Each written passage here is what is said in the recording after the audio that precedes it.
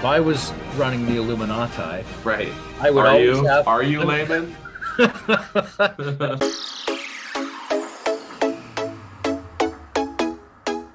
control people.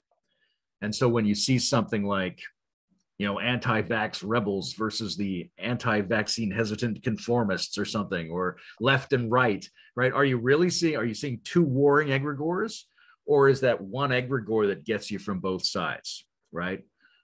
Why wouldn't the Illuminati have a mainstream and an alternative version to make sure they get everybody, control both ends, and corral you toward the middle? Right. Yeah, It's yeah. such an obvious natural strategy that it would be surprising if these entities, if they exist, wouldn't at least sometimes use that.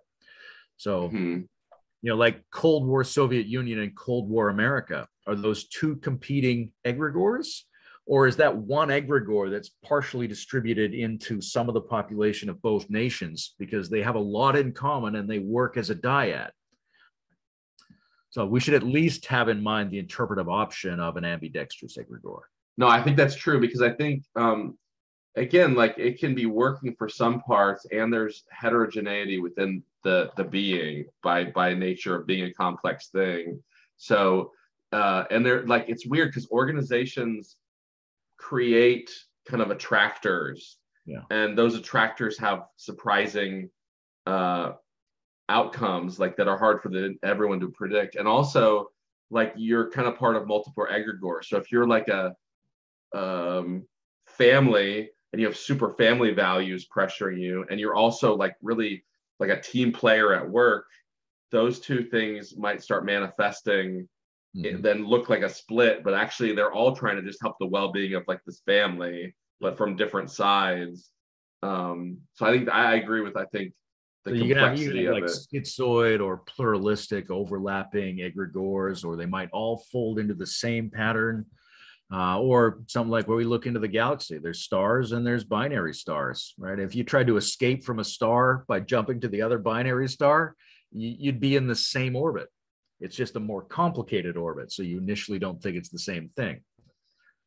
Yeah, and especially with like things more complex than our capacity to sense make, you want to be looking at it from multiple perspectives to see, okay, this is like a good example is like the car or consumer or kind of entertainment pop culture. Entertainment pop culture has all sorts of aspects that it's interacting with and all sorts of domains Yeah. that it's influencing. Or the car, like we couldn't predict that the car would create the suburb, and the suburb would create social decay, and the social decay would, and so if you look at it like, oh, the suburb is different from the city, then maybe you're missing the fact that that's actually the automobile was kind of the source of both of these things, and or vice versa. So I Yeah, think you could easily, like you're saying, if you're narrowed in on too clean a definition of what the mhm, egregore is, you might miss the actual agent that's causing these effects.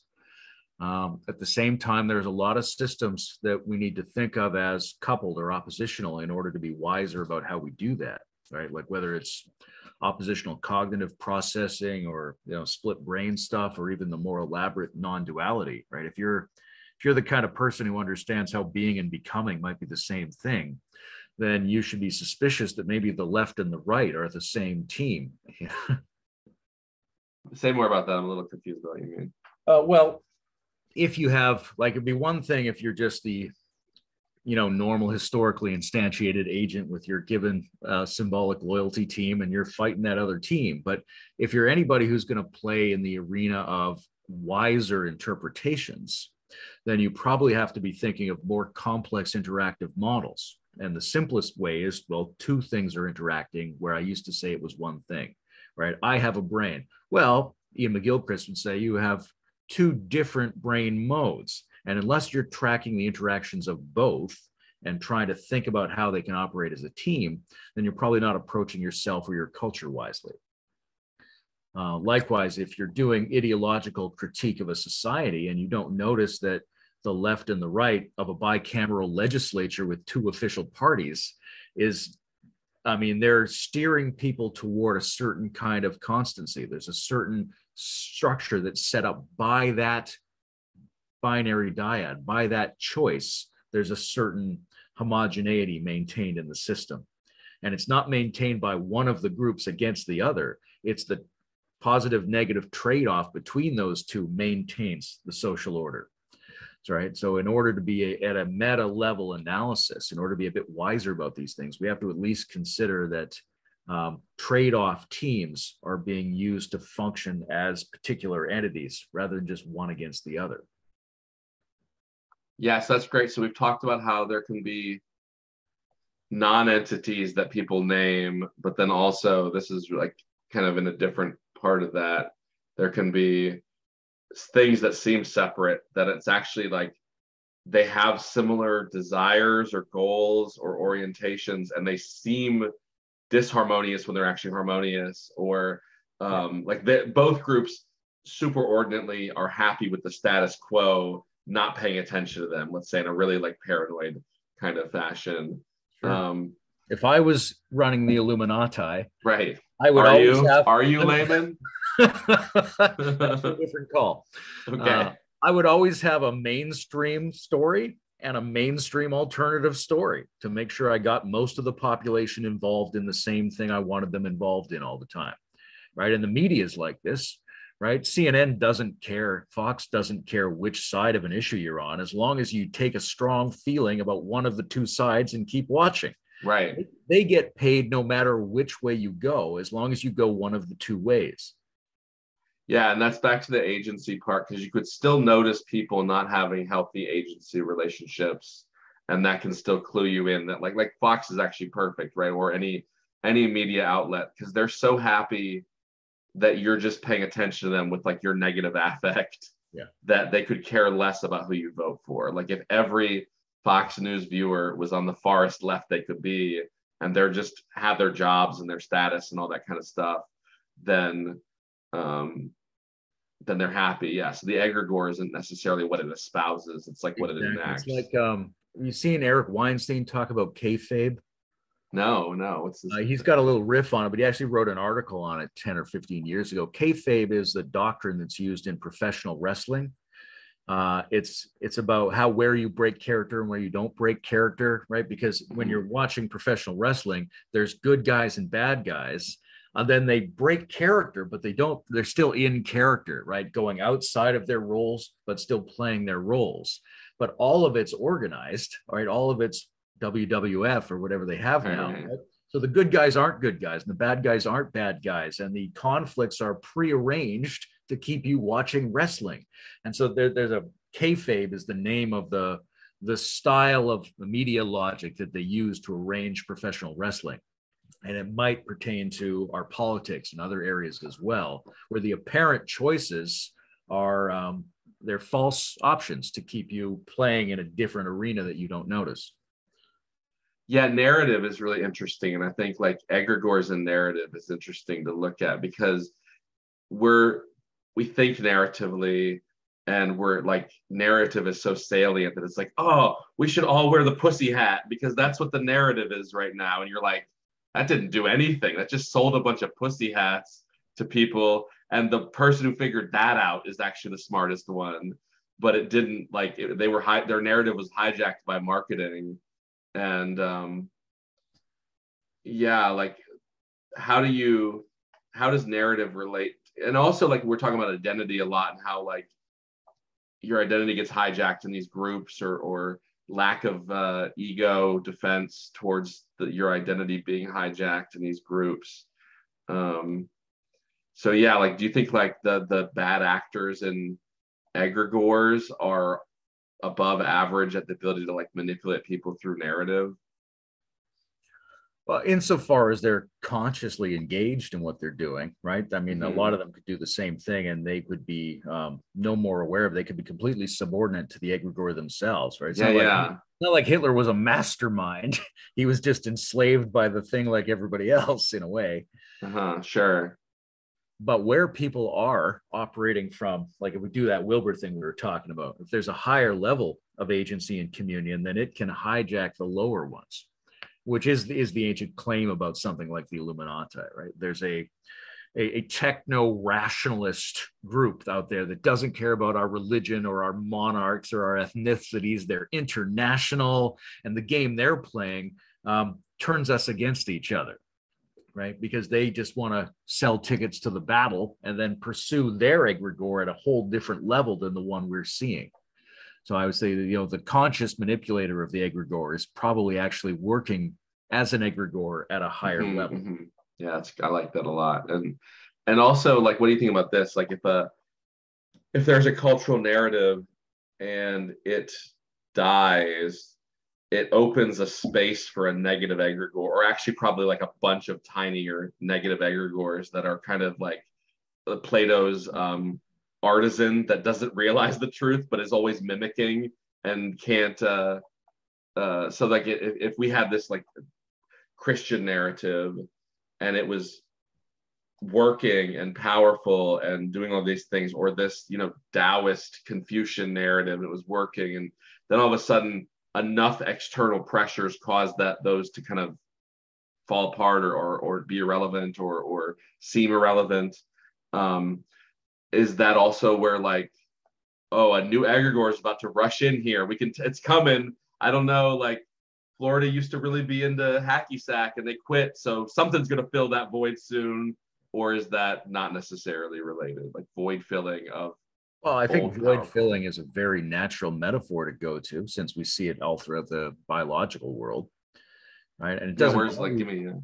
Well, if you take a predator out of a system, then something else can move into that system, for example. Oh yeah, if they're like these like Proclus, like if they're these heavenly hyperagents above us, then if the fox was eating the rabbit and you pull the fox out, the hyper fox, then the rabbits, there should be too many rabbits, and that's going to eat all the grass will die. And so like there's like an ecology of hyperagents.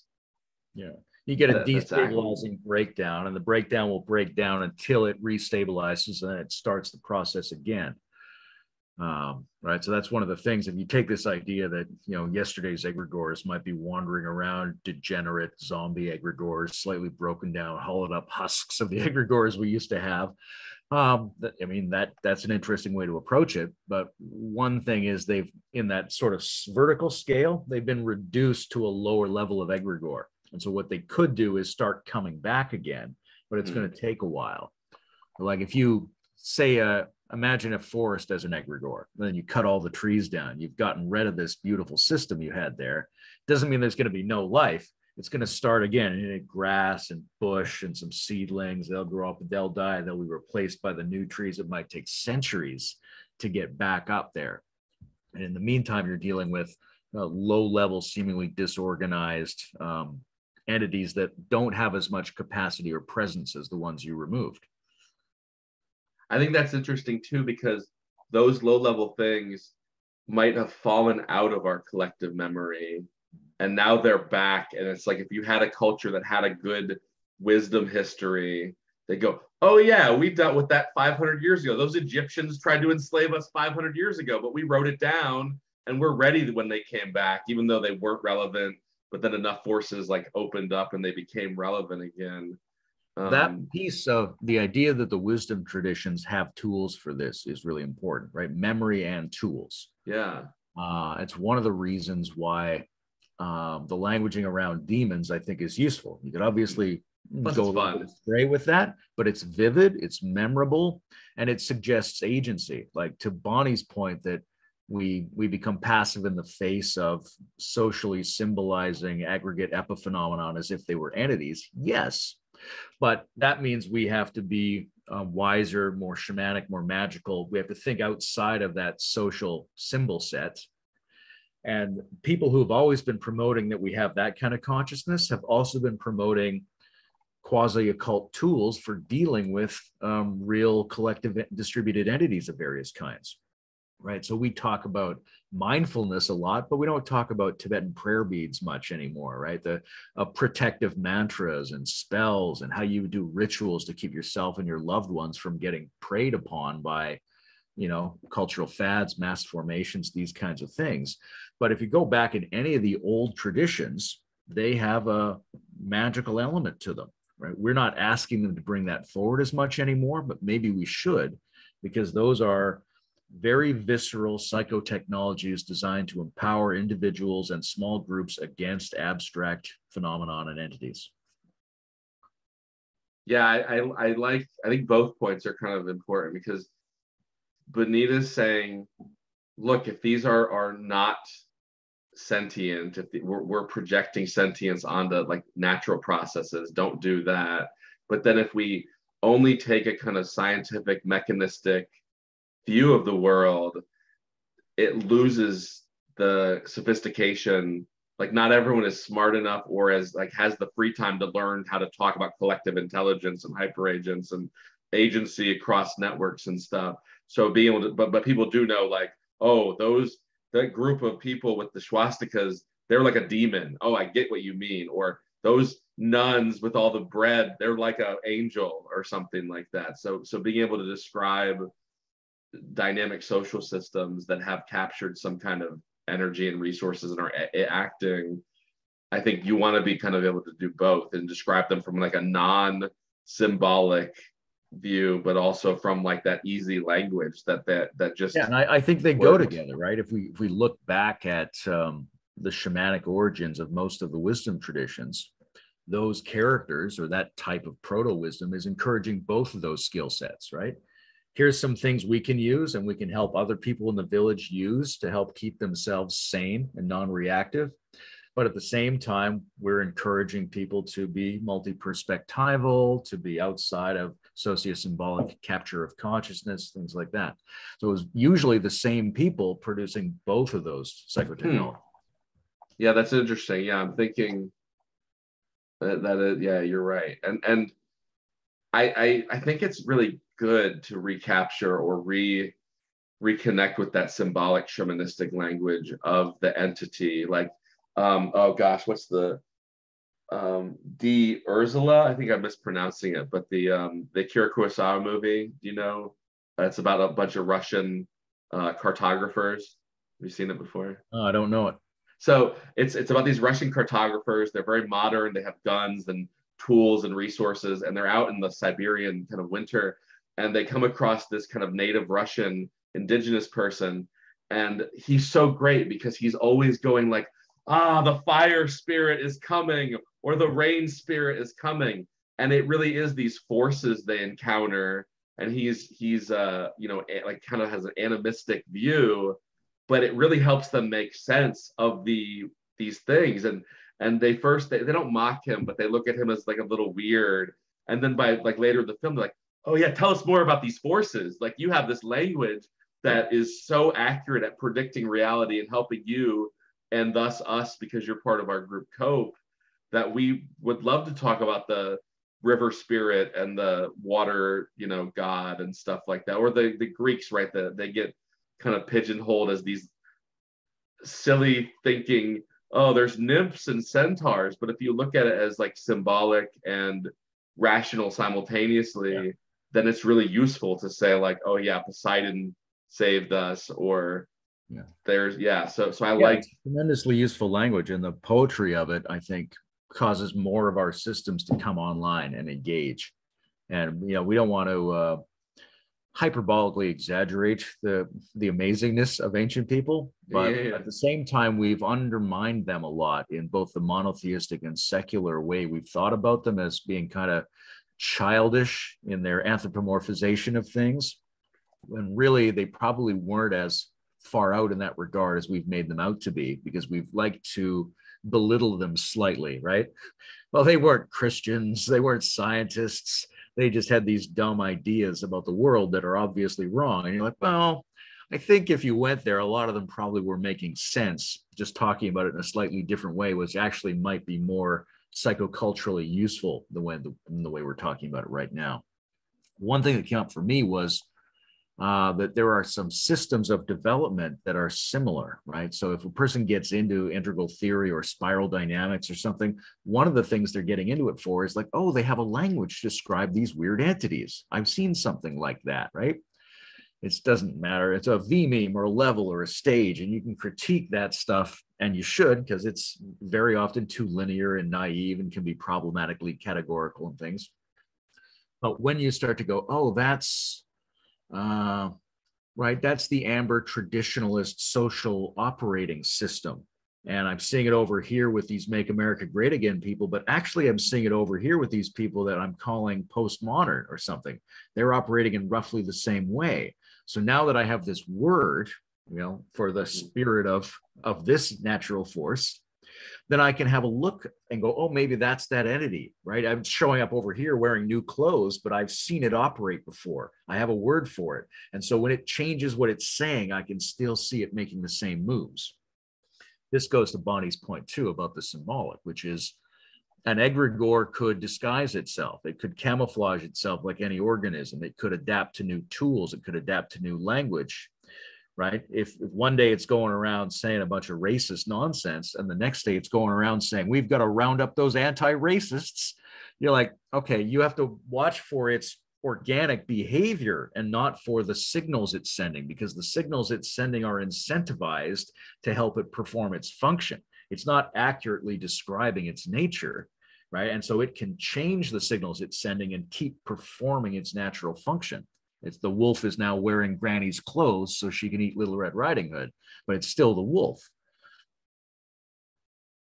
Yeah, I think it's a really important point what you're saying, and especially if you take this as, like we've said a bunch of times, if it's the shadow and the persona and these other kind of drives outside of our consciousness, and our like kind of central identity, then if you deal with the symptoms but not the cause, and this thing is clever and able to change, it will just change and then go back to eating Red Riding Hoods, because that's what it really wants. It doesn't want to be a wolf or to be a grandmother, and it wants to just feed on, it wants to perpetuate these drives that are maladaptive but seem adaptive.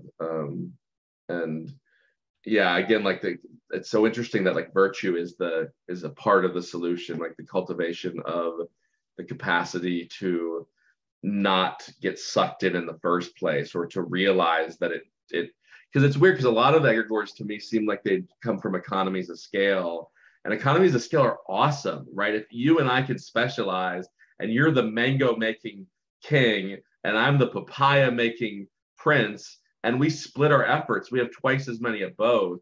So economies of scale make a lot of sense. But then there's these tipping points where if you put too much into the system, or you specialize too much, it starts to like eat its own tail.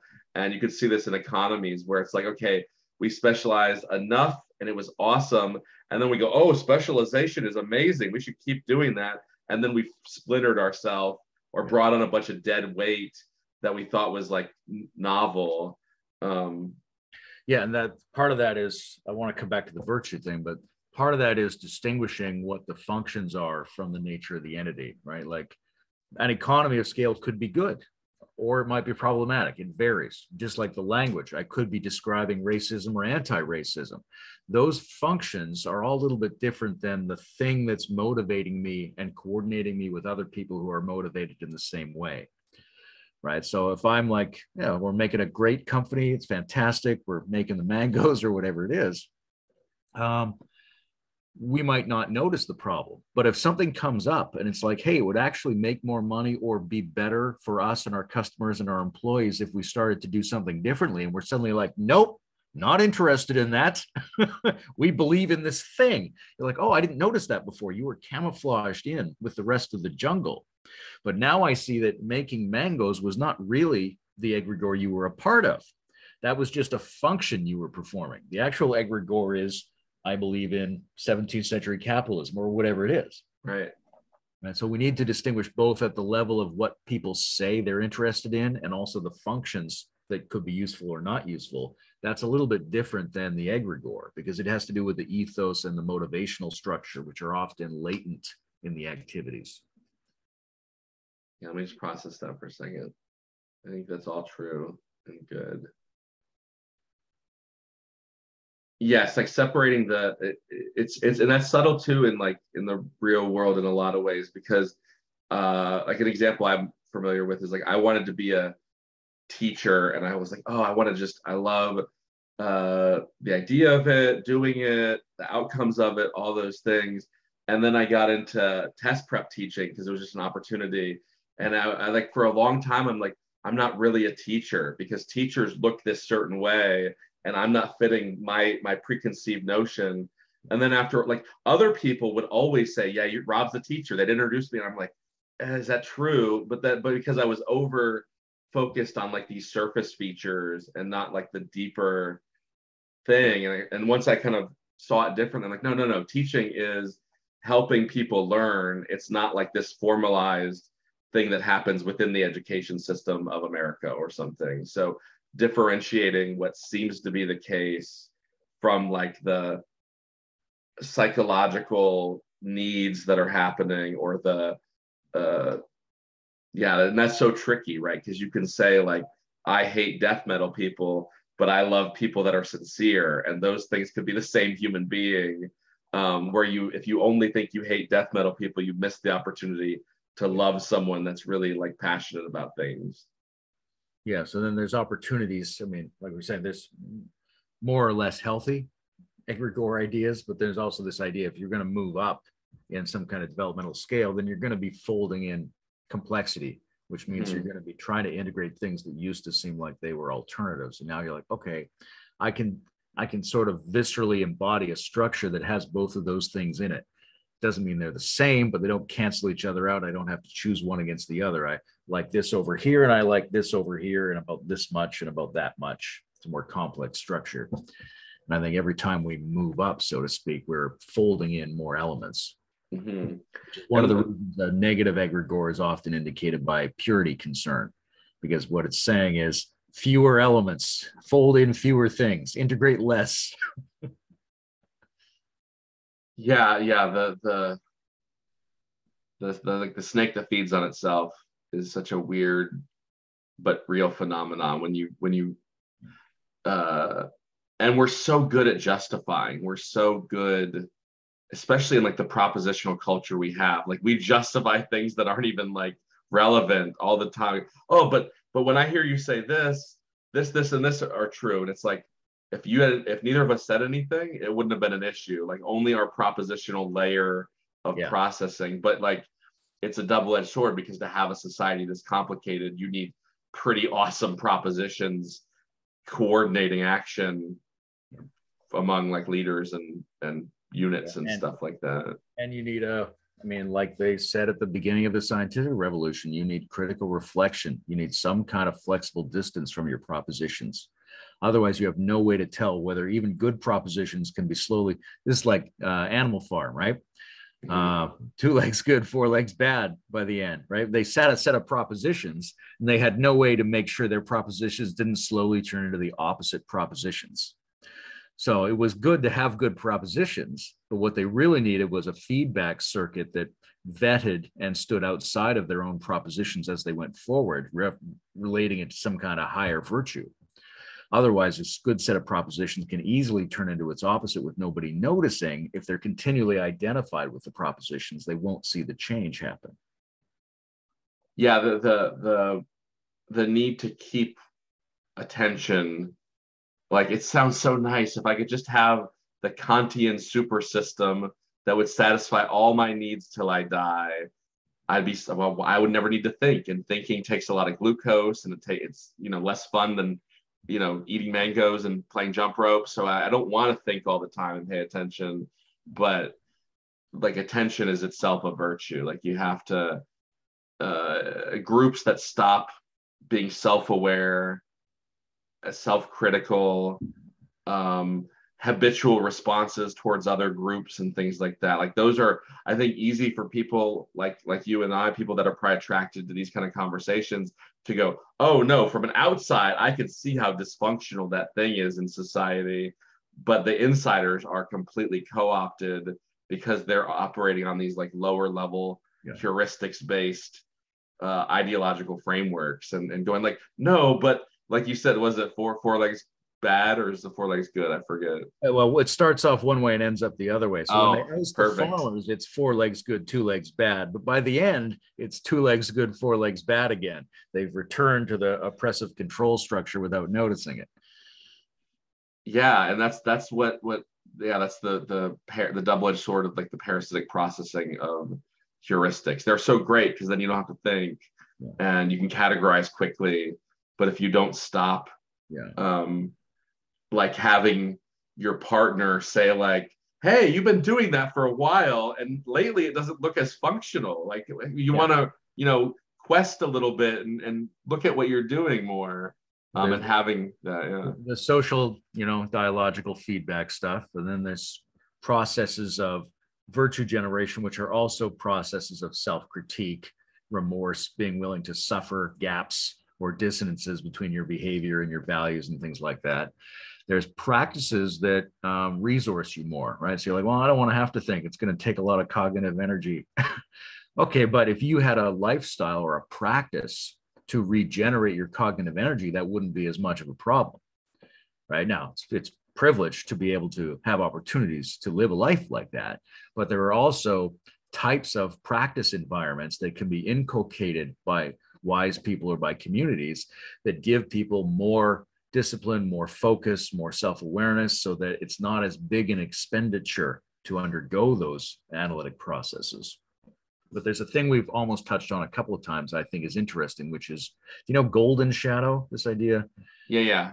So like, it's not that all shadow material is just the bad stuff we don't want to feel. No. Some of it is the good stuff that we pretend the system or the other person or the egregore possesses. That's why I'm involved, because of this good thing. I'm trying to be virtuous.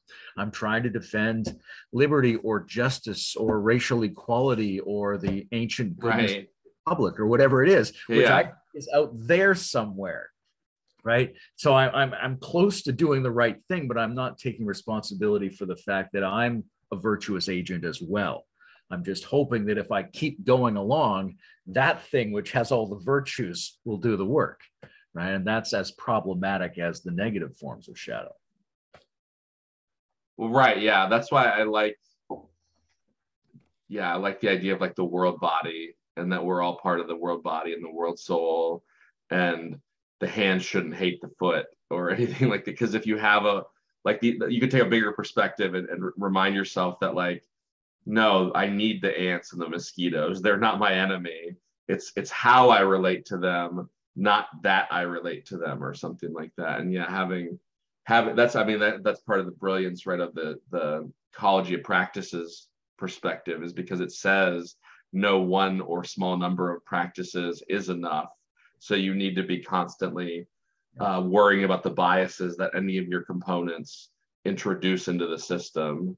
Yeah, and you need to be constantly interrogating your negative affects as well. Right. Yeah. And your positive ones, right? Like, but anything that feels good or bad implicitly is something you should probably like get more evidence and perspective on, almost as a rule. Absolutely. Right. And if you don't have the cognitive wherewithal, then you need to be part of a community or a system that does things that sort of allow that to happen inadvertently.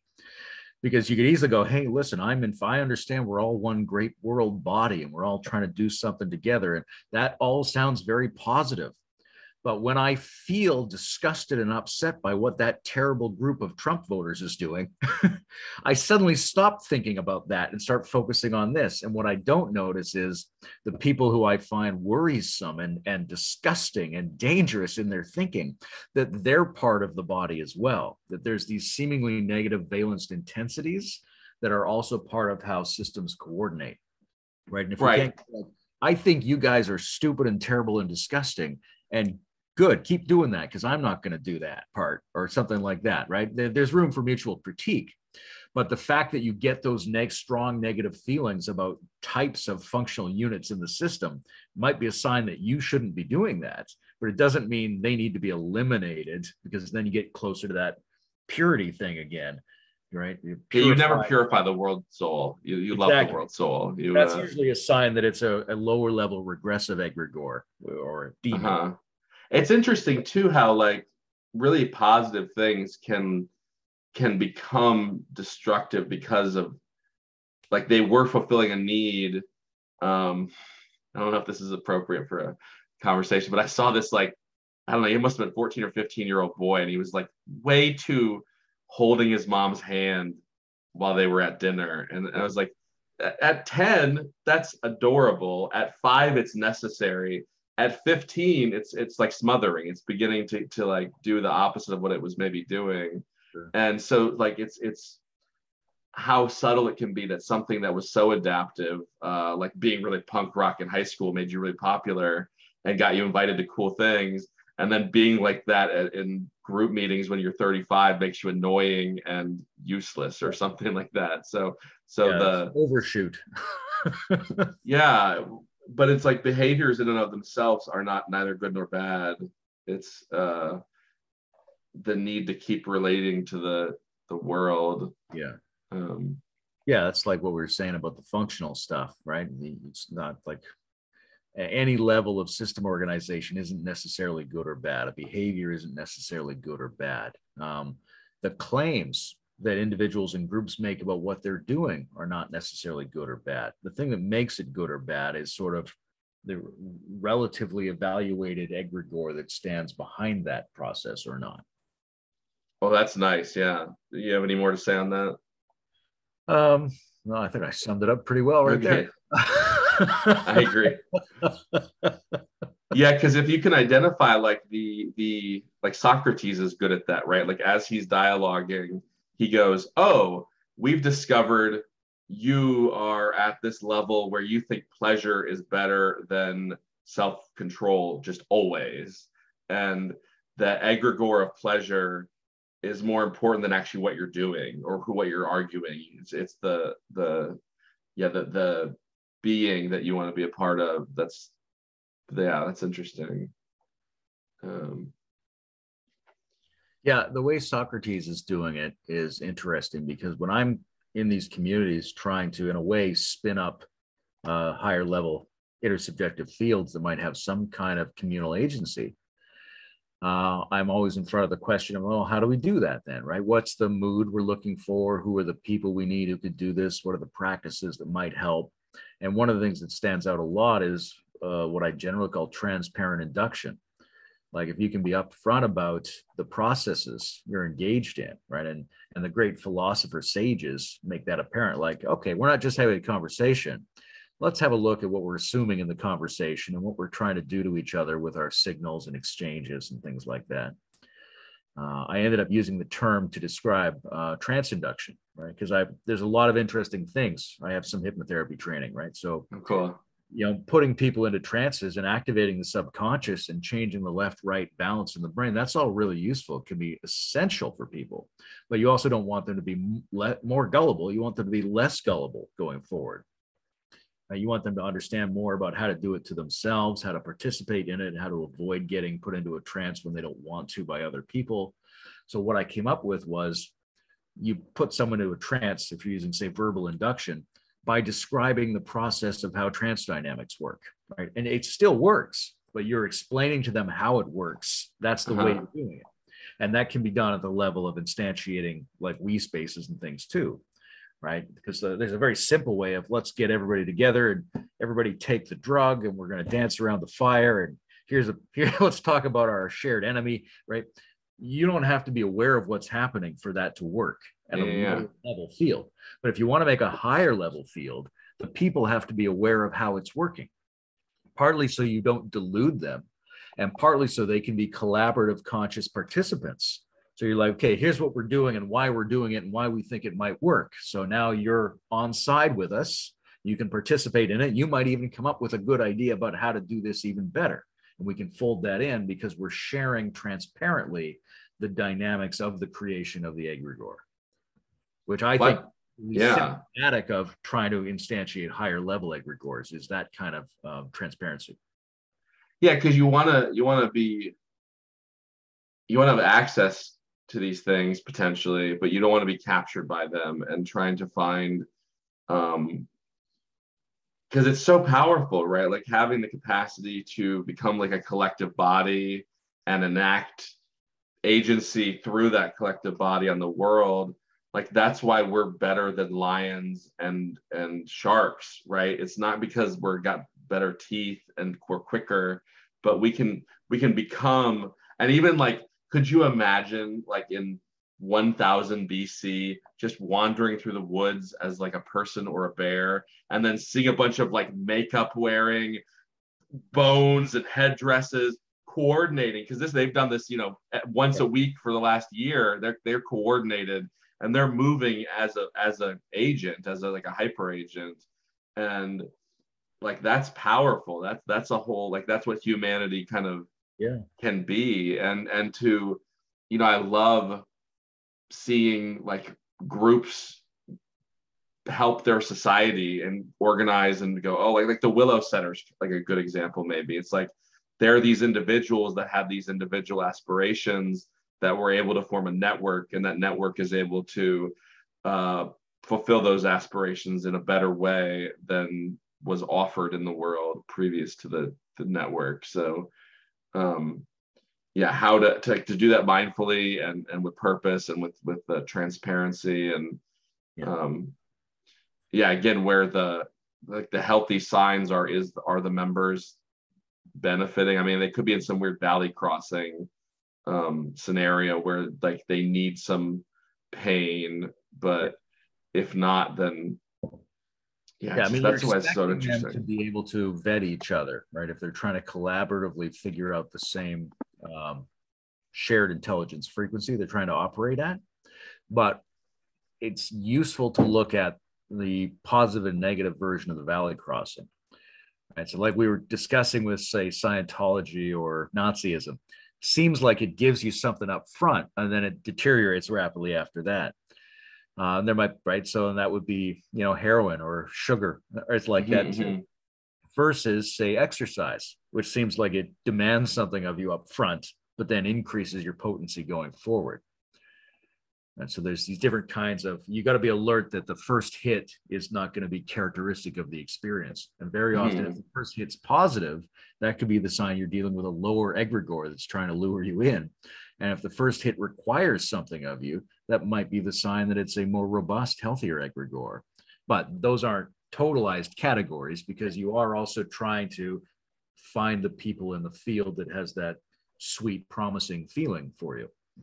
Well, that's a tricky one though, because Durkheim pointed out that like, and Jonathan Haidt expresses this really well as well, that it's weird that to join most groups, you give a really big cost up front and you over signal, because like as a rational view, why would anyone ever pay more than they're getting and over signaling? So if you use the like you have to give to get heuristic, that's actually very common in maladaptive egregores as well, and that's where a lot of, I think, the loudness in society comes from, is people trying to go like, I'm giving you all my energy, I'm being really loud about our cause, and that's showing that even though I'm getting 10 value units, I'm giving 20 energy units early, especially. So I do hear what you're saying, and some things are really fun and you've just never heard about them. Like you're like, oh, my calligraphy club has no downside, except for I just didn't realize it. And it's, so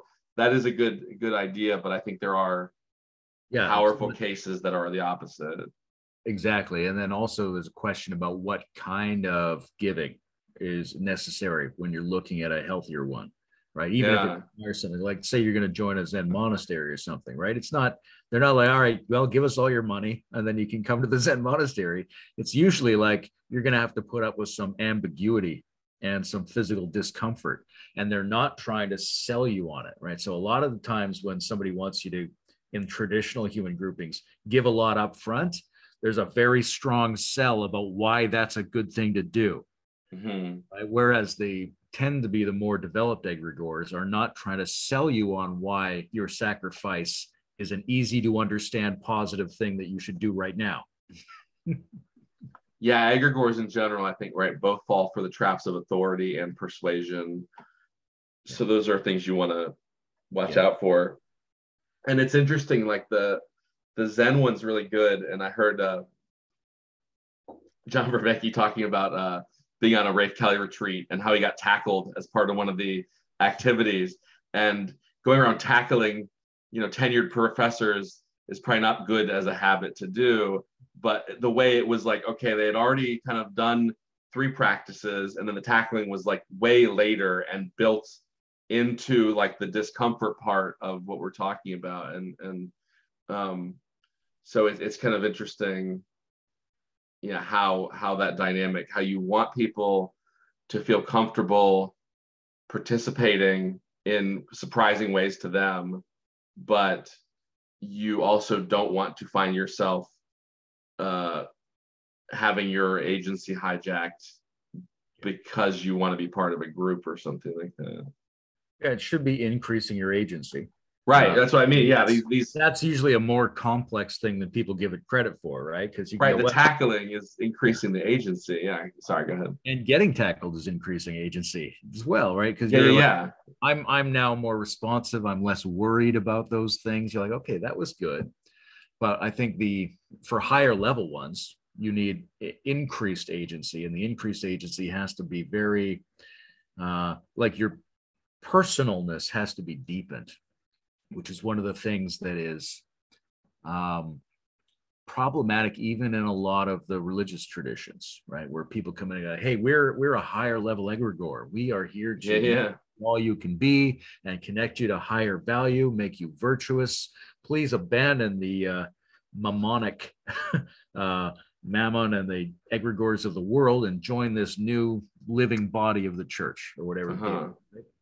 And then they don't want you to bring a whole bunch of the dimensions of your humanity in. Well, we don't want your sexuality or your emotions or your humor or any of that stuff. You're like, that's already very worrying.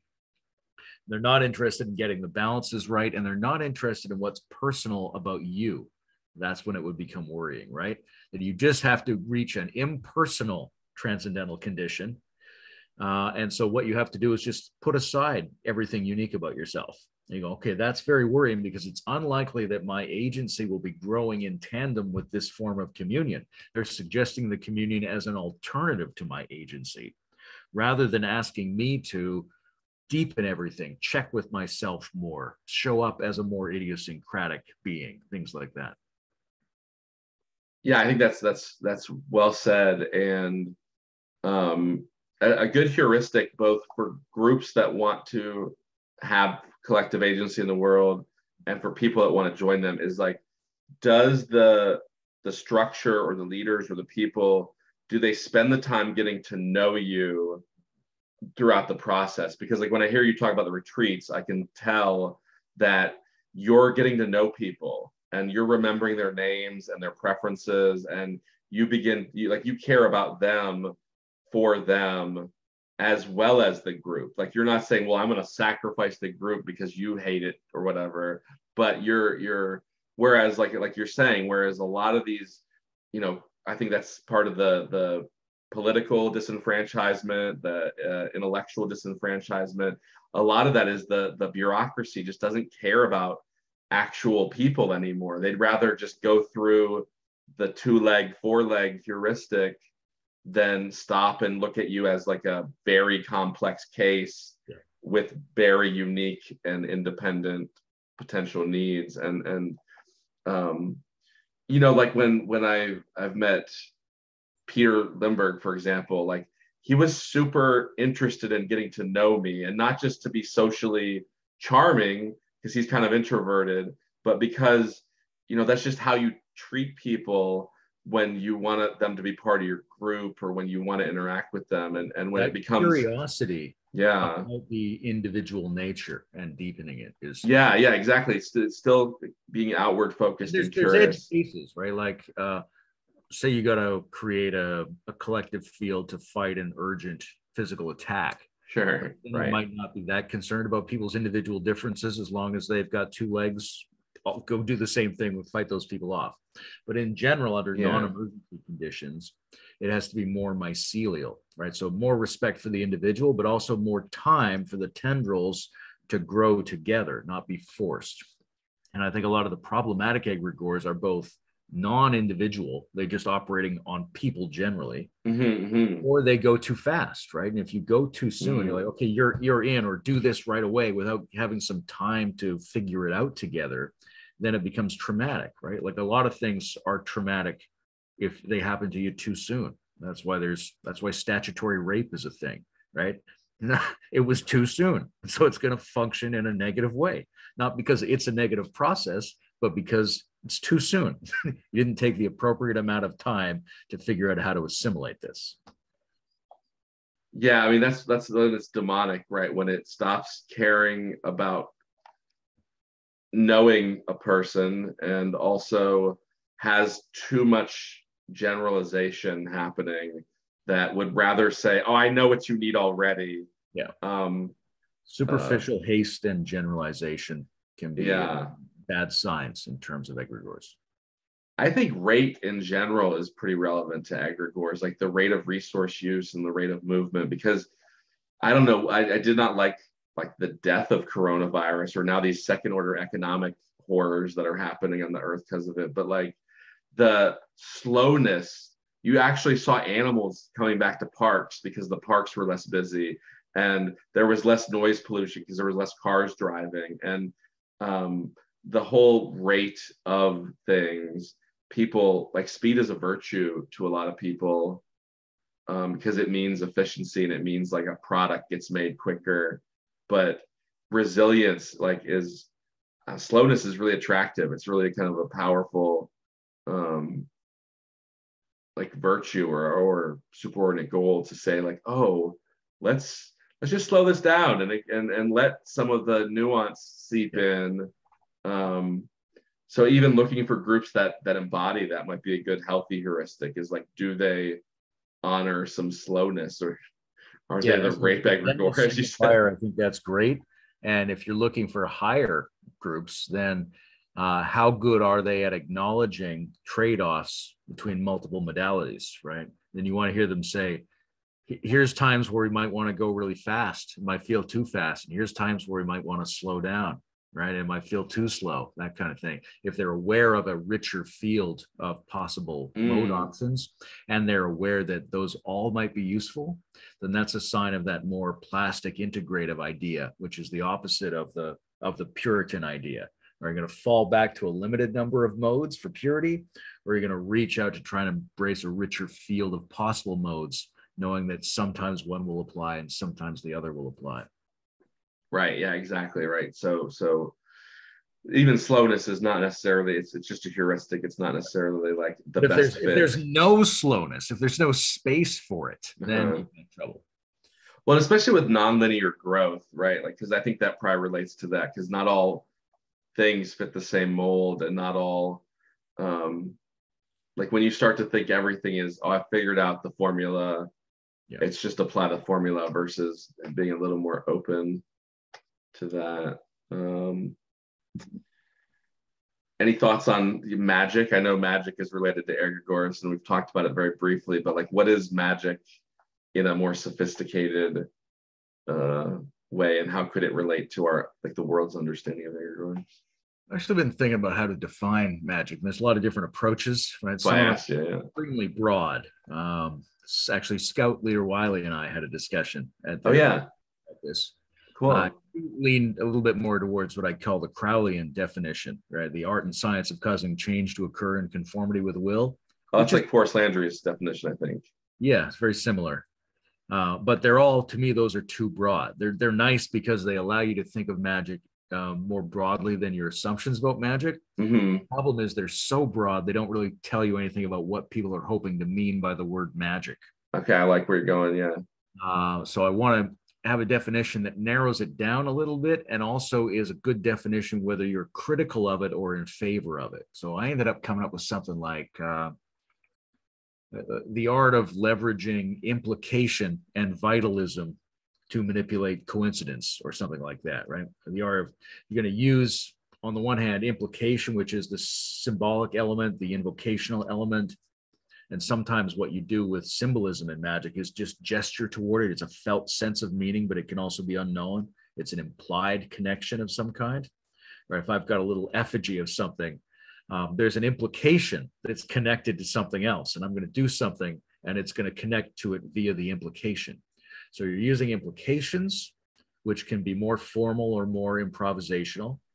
and you're using vitalism in the sense of some real or metaphorical notion of subtle energy, right? You're using kundalini or prana or orgone or vril, or there's some energy force. You're not just using an implication, you're connecting it to vitality, to sexuality or desire or fear or the needs of the community or something, some vital energy.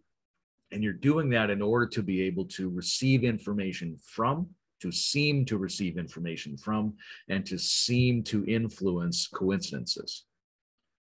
And so is that like archetypal, the vitality part, vitalism part, or how would that relate? Because we talked about shadow and persona; those are very like Jungian, post-Jungian terms. The archetypes could go onto the implication side or the vitality side. It would depend how you were doing the actual practice. Okay.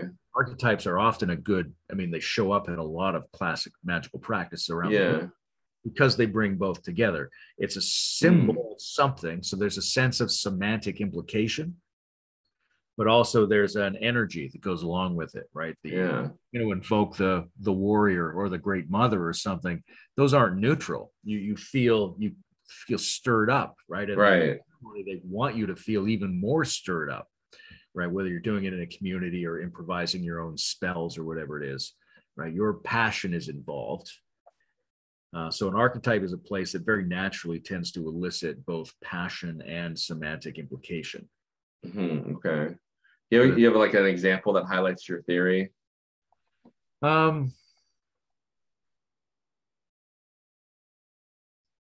I mean, the classic ones, like imagine somebody like, let's just go and there we go. This stone represents, we got a bunch of squirrels. Now we're going to deal with these squirrels. Well, we don't know how to do it physically. So we're going to get a stone and we're going to say, all right, this stone represents the squirrels. And I'm not sure exactly how, but you do some things to it and you set it up on the altar. And now it has a strong sense of implication. And now we're going to dance around it. Maybe we're going to cut ourselves. We're going to stimulate a bunch of vital energy. We're going to ejaculate on it. We're going to chant. We're going to put flower. It doesn't matter. There's all these different thematic flavors that people use throughout occult history. Some of them are pretty bizarre. Some of them are fine. But you're building up something that you would metaphorically say is an energy. Okay. And then you're like, now you channel it into this rock and you throw this rock in the river and you're going to take care of that squirrel problem. So there you've got the implication and the vitalization. Now, how do you know if it's worked or not? Well, you're going to watch the squirrels and see if there's any signs that look like the squirrel problem's gotten reduced. Will that ever affect the squirrels? Just out of curiosity. It's hard to know how much is objective, right? So I'm looking for a definition that is simultaneously available to the critic who says this is stupid and to the magician who says, no, this works. Okay. Because they're both, the critic is going to go and say, you're just projecting onto coincidences. You're like, oh, then I didn't see squirrels for a couple of days. And they're like, well, that's just a coincidence. Yeah. Right. But they're saying, no, it was definitely a coincidence. Same phenomenon, right? Like I'm dealing with a synchronicity or I'm dealing with a coincidence, but really you're saying the same thing, right? There's a kind of meaning making, which involves partly your mind and partly the objective phenomenon. I get that. Yeah. I just like to be a science, you want it to have power in the world and not, like exactly. you said, like it's uncertain, right? And Yeah. that's why I would put art. And the old definition used to be art and science, but I prefer to think of it artistically because we don't have a lot of scientific data to prove or definitively disprove.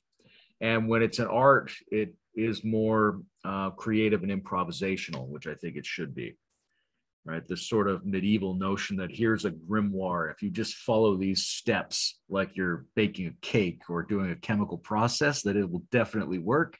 That's a bit silly and short-sighted. Sometimes those things seem to work and sometimes they don't seem to work. Yeah, the idiosyncratic nature of a lot of that stuff is like, I forget the guy's name, but he tried to put Play-Doh in his son's body through some kind of magic ritual. And a part of me is like, oh, that's exciting. I would love to talk to Play-Doh. Another part of me is like, that's foolish. And why would you ever use your resources and time in that such a way? But it's interesting because psychosomatically you're doing things. you are interacting with the environment. So it's got a lot of kind of what they call like face validity in science. The validation thing is on a kind of a spectrum. You can go, well, it at least does this. Yeah, well, it at least sensitizes your interpretive capacity. It at least helps you clarify your actual desires and intentions and values. Okay, I like that. Yeah, I didn't even think of that. Cool. Every time you make a spell, you're clarifying what you want, and that changes you, makes you more adaptive as an agent. So those are now, when it gets to other kinds of effects in the world, then it becomes more dubious because we don't have certainty about the full range of affective capacities for the unit. I can do things with my physical body, with my words. What about my chemicals? What about my electric field? What about entangled quantum information? That gets pretty murky pretty fast.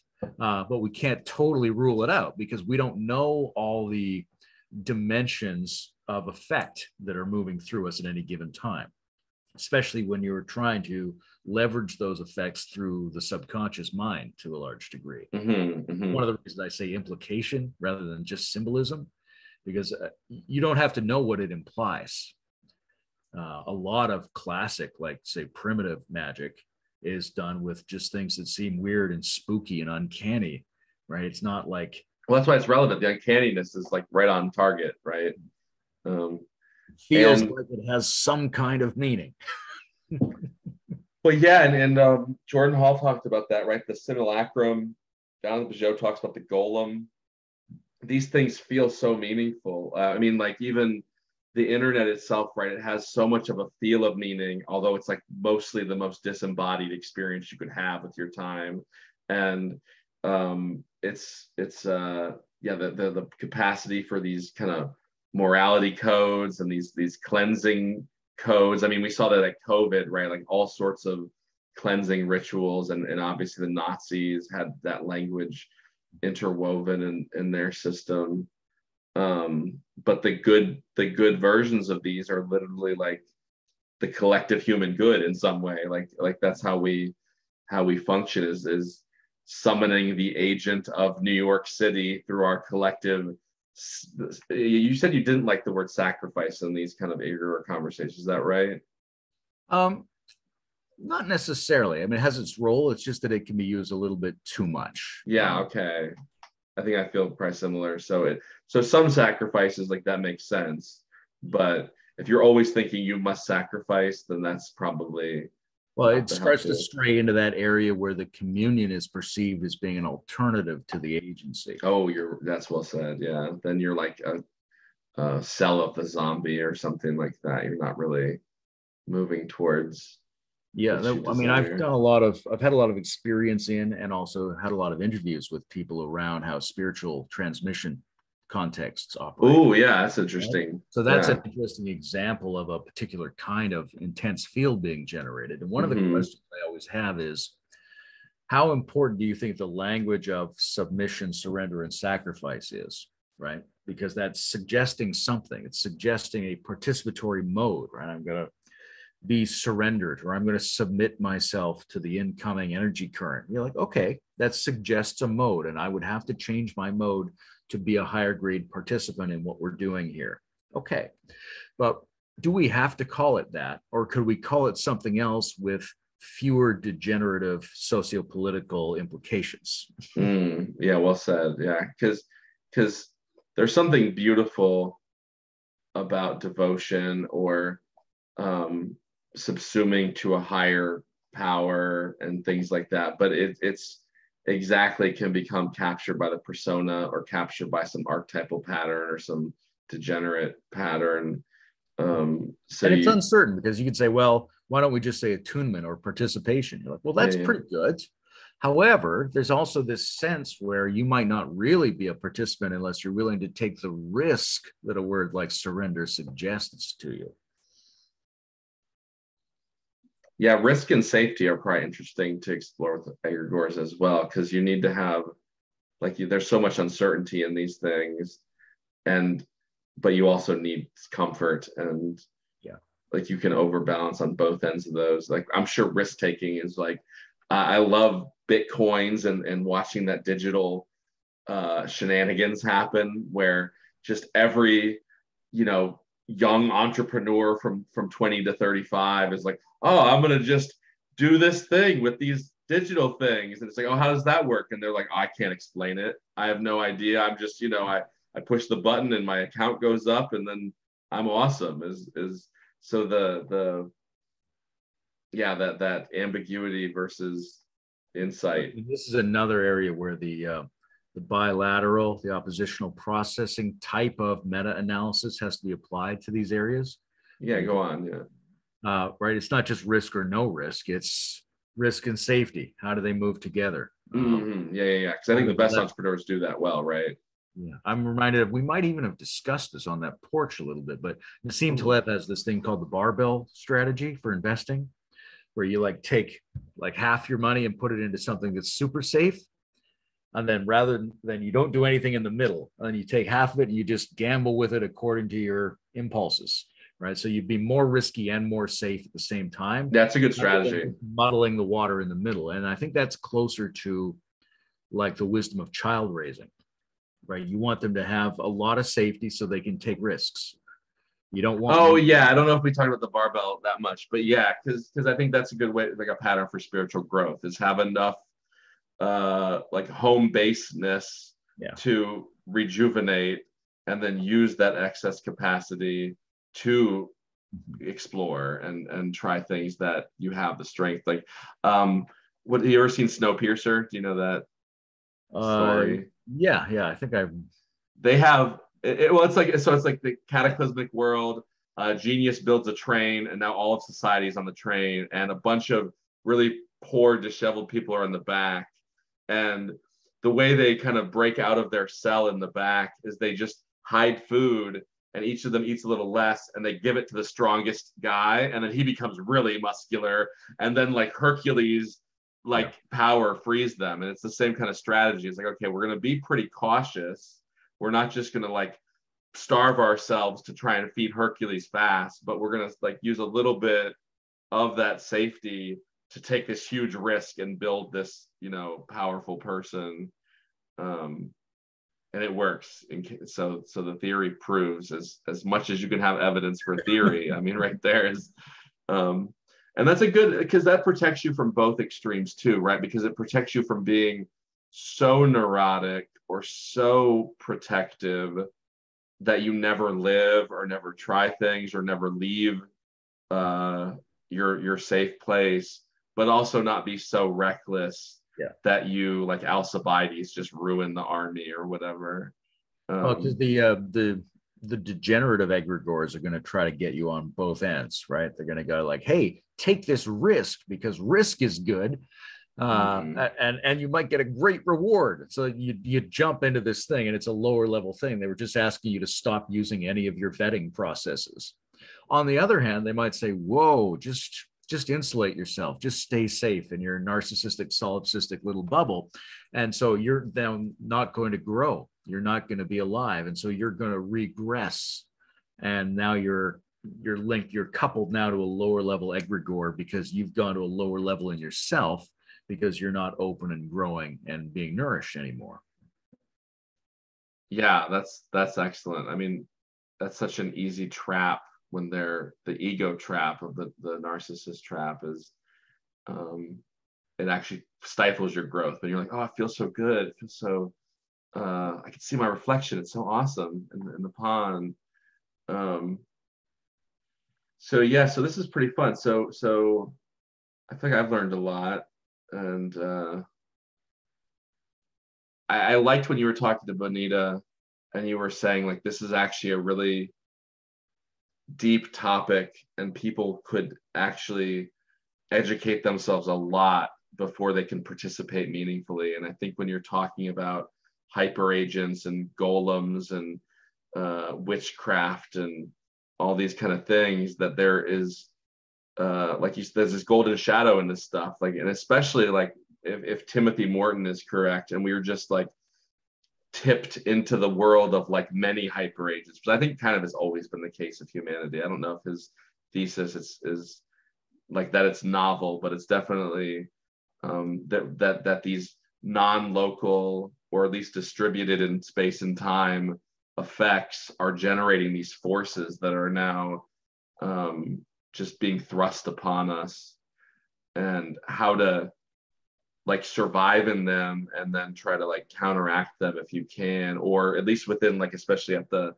maybe at the more reasonable lower level network, like have healthy communities that can coexist with these egregores rather than just feel hopeless. I'm sure even just the fact of being part of a non-hazardous egregore is like half the battle in some sense.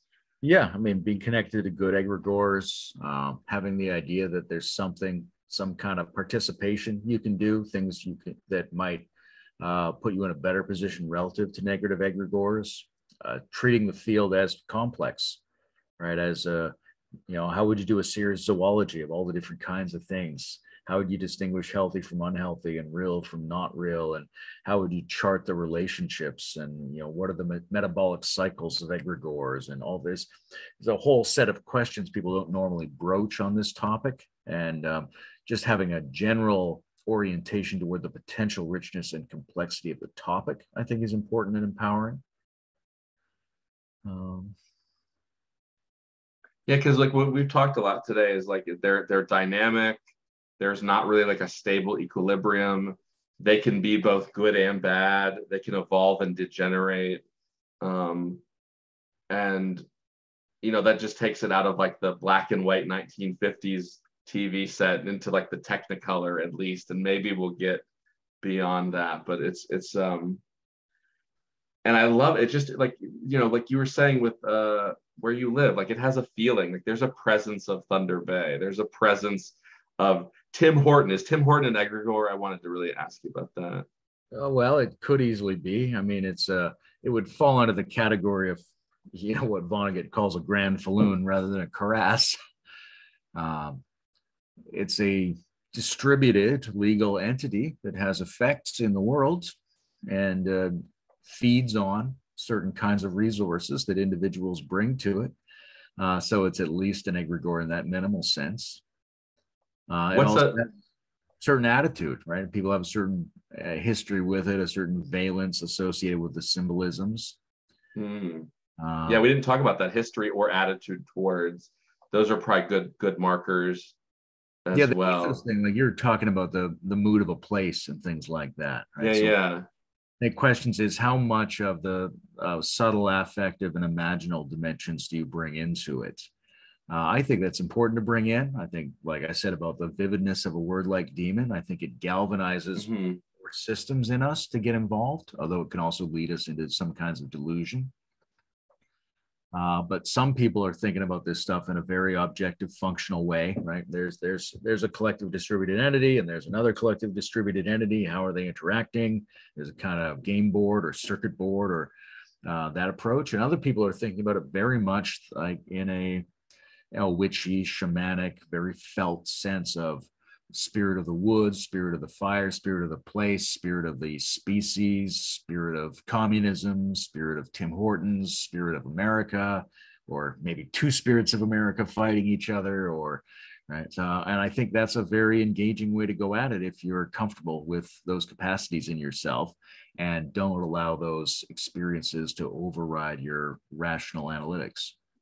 Yeah, that's something I talked with a close friend about a couple of days ago, and how yeah, you don't want to be captured by these things. Like you don't want to like like what does this say? Curiosity kills the cat. You don't want to get too self-possessed on accident by your curiosity. And so what are like I think active imagination practices and like yeah, collective sense making, like there's some good psychotechnologies that I've seen peripherally or preliminarily, but do you think there's any practices that people like maybe small groups or individuals could be doing or trying to learn how to attune better? Because the virtue part makes sense. If you're just like a healthy, have a lot of friends that are well-rounded and have virtue in your life and that kind of stuff, that's a good inoculator. But is there anything like concrete that you know, just like the dialectic into dialogos helps you do certain things? Yeah, there's practices inside a group space and practices outside the group space, right? We talked a little bit about how useful it is for people to go and put a toe into various kinds of organizational structures in egregores. And that builds up a lot of inoculation, right? You give yourself a small dose, see what it's like, see what's interesting, see what the risks are, go in and come out, go in and come out. That's really important. And just having the general psychological and emotional security and willingness to explore your shadow and not get trapped in your persona, and having community that can give you healthy feedback that you trust and that kind of thing. So all that's sort of outside, and then inside. Yeah, you're right. Yeah. Events. There's a variety of things you can do, right? You start to have everybody try to feel the flavor of the type of field they'd like to generate together. Right? You can have open conversations about what the dynamics are and what we would look for to see if we were getting a good egregore or a lower level egregore. There's a lot of experiments around we spaces. I don't know if we discussed this, but one of the straightforward things about we spaces is just the pronoun shift. One of the exercises I had people do in the parallax we did course, a little bit, yeah. Let's just speak from the we in a variety of different ways. Right? This is what we are. This is what we think. So instead of saying yourself, say we, and see what that feels like. Say that again, just because if someone watches this, they wouldn't really know what you're talking about, because it was a really cool idea when we talked about it. We did it in a graduated set of ways, right? So they're like, let's describe something that's true about you and not true of all of us, but say we. And it can be obnoxious when people say we instead of themselves, but we're going to do it as an experiment, right? And then say something you think is true of all of us, or true of the species, or true of sentient beings in general. And you can go up and down this scale, but each person is going to say it in the we form. We think this, we feel this, we're doing this. And then you hear everyone else doing that. And there are moments where you start to feel like, oh, we really are shifting into this collective mode of discussion. So that's one of the approaches. And that can be, there's also unconscious processes where you sort of share irrational material. You try to say what you don't know makes any sense, but you're going to share it with this group. Obviously, physical motion synchronizations and improvisations are a good grounding place for that. Rafe Kelly and those guys do that kind of stuff. And because a lot of us build our psyche up out of the physical, and that's not just something that happens early in life. It's an ongoing part of how we generate our cognitive processes. Well, I love that. There's got to be we should try to organize like a dancing egregore where it's like, oh, now the dance is this, and you guys have to be ghosts together.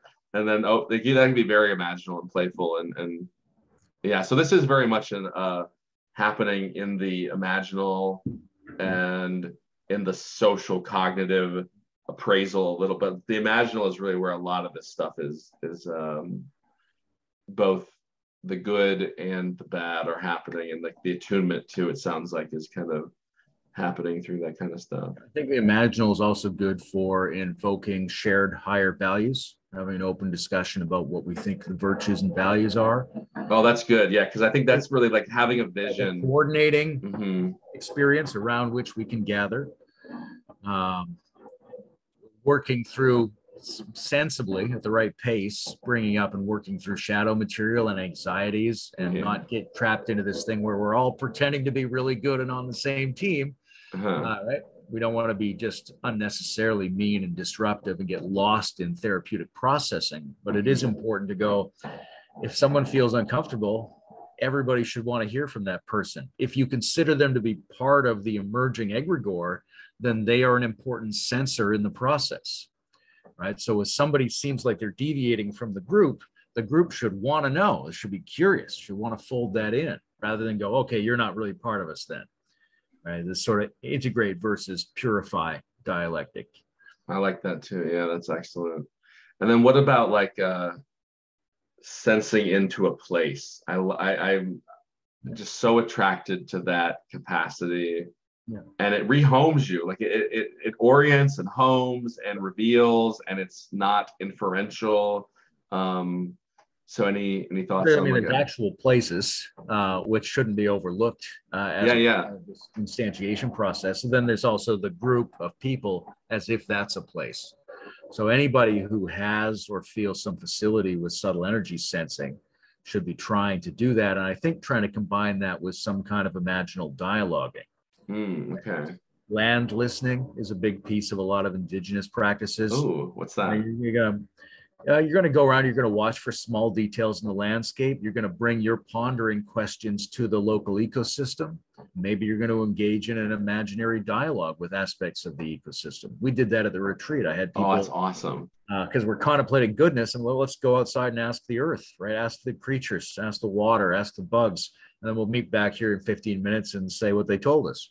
Like talking to Simone, but like bugs and earth and stuff. Exactly. Oh, I love that. Oh, that's excellent. Yeah, that's a big part of a lot of indigenous practices. Usually somebody in the indigenous field who is trying to get the wisdom out of the landscape for everyone else. Yes, and then this that is can awesome, also be done not just with the landscape, but with the social landscape as well. Right. Yeah, we're terrain. Yeah. So we did this thing at Emerge. We had this little circle about naming the field. Yeah. Joe Lightfoot and Turquoise Sound and I were sort of leading, and Thomas Bjorkman was there because that was his theme for the event. Right. And partway through, I said, boy, we're talking a lot about the field, but we're not talking to the field. We're all using third person descriptions. Mm-hmm. We could just ask it, right? Now that's an imaginal game. No, you're right, because people were really uncomfortable. Do you remember that? Like, I think people were, you might have to leave the first one that we did, the big group fellowship, and people were like, I can't talk to it, but there's something. Yeah, it takes a little practice, and somebody has to provide an example, and you got to warm up to it. But once you've done that, like talk to it the same way you would do in therapy. Like Genlin's ideas about focusing, where you have a felt quality and you're trying to experimentally name it. You're looking for a match. You can do that with the field, with the emerging egregore. Let's, maybe it's saying this, maybe it's saying that, maybe it's like this, and you just check, does that feel right? Does that feel right? And then we can confer and share that information, and then it becomes more salient as if it were an entity for the rest of us. Oh, this is excellent. Yeah, those are some cool ideas. And like you see kids kind of do some of this stuff, right? Like they're much less self-conscious and do throw their imaginal into the world and get feedback, and they're like way off because they're super young and don't have the experience to frame it correctly, but they're less self-conscious. And definitely like the indigenous things, I think like a very literalist, fundamentalist scientist would go like, oh, these people don't know what they're doing. But if you give a little more space in the field, so to speak, to interpret what they're doing. That is artifactualizing it, let's say. Sure, yeah. Right? You make a thing. You collectively make a thing, or you make a thing inspired by. Yeah, I was thinking about that earlier. Yeah. And then when you come back to a place, you're like, oh, it left its mark here. It made this. It gave us this word. It gave us this mask. We moved these rocks. We built this shack, whatever it is. Yeah. So it starts to have a relationship to the physical world through the people. Yeah. Reflect upon it as a more dynamic entity. Yeah. So like art and all of these different kind of play modalities where you shift out of the task focused, categorical, preconceived, and try to tap into these like unconscious processes and just what's in your environment rather than what's in your cognitive bookshelf or whatever you're going to say.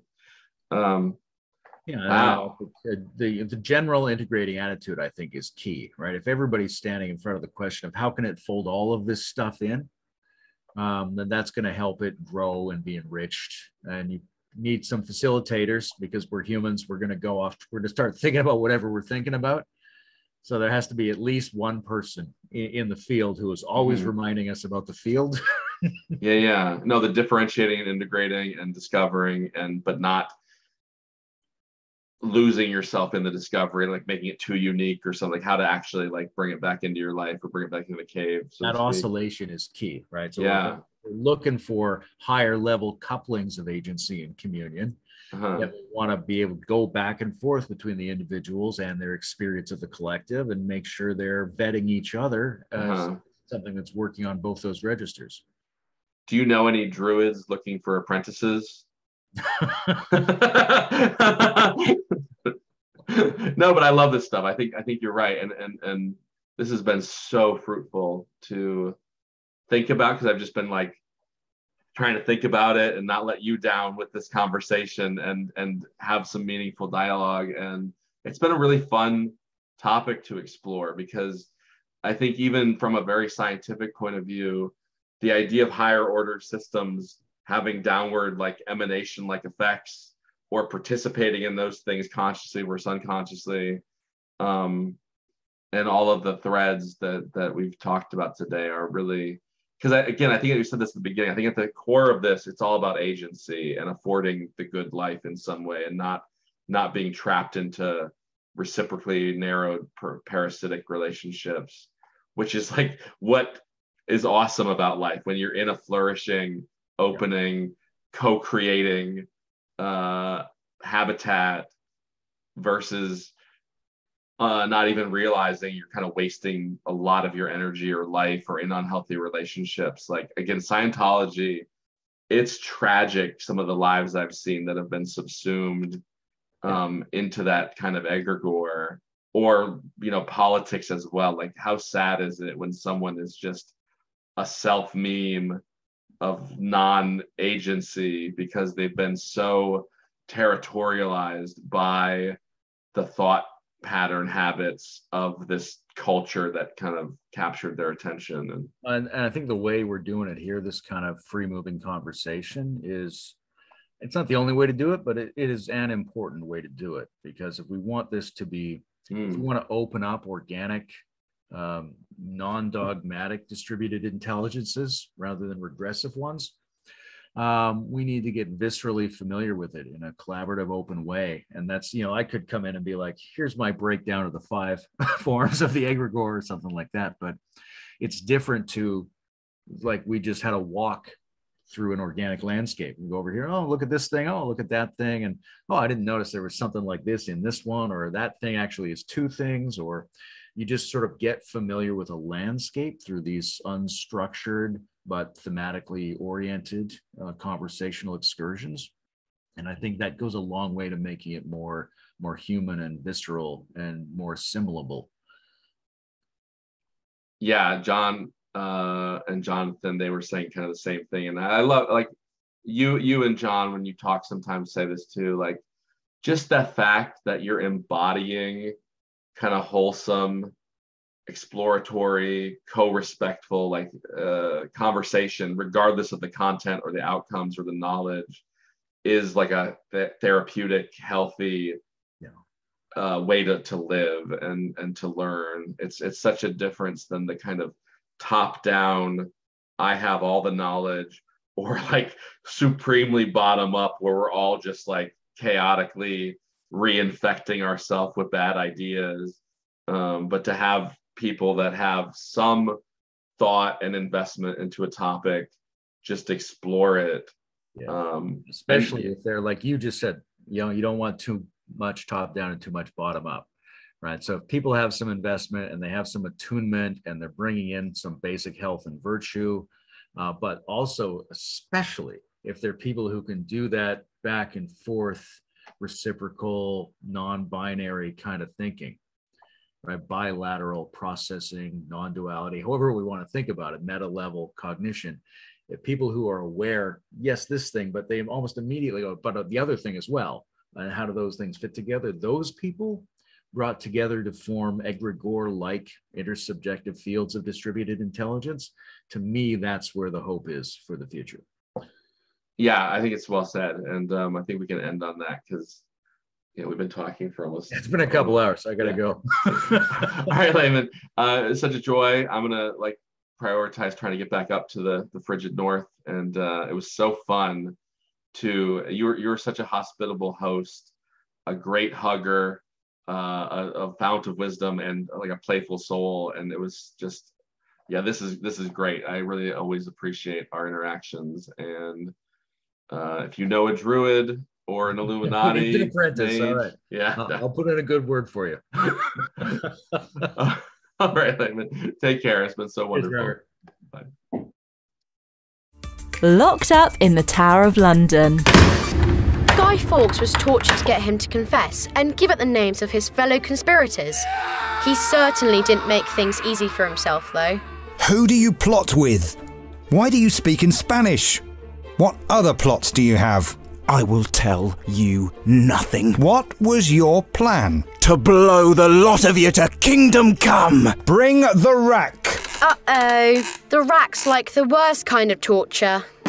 When he was finally brought to trial, he pleaded he was not guilty. But all the records show that he was pretty proud of what he'd done. You have been found guilty of high treason. At the King's order, you are to be executed on Tower Hill, and your remains sent to all 4 quarters of the kingdom. Ew! I don't think I even want to know how they're going to do that.